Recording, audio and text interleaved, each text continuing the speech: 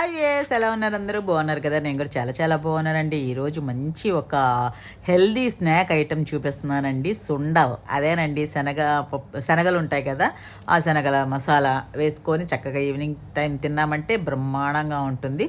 ముందైతే నేను ఉప్పు వేసేసి శనగలను ఉడికించేసాను. దాని తర్వాత మిక్సీ జార్లో పచ్చిమిరపకాయలు, మీకు కావాలనుకుంటే ఎండుమిరపకాయలు కూడా వేసుకోవచ్చు, కొత్తిమీర, పచ్చి కొబ్బరి వేసి మిక్సీ పట్టాను అనమాట.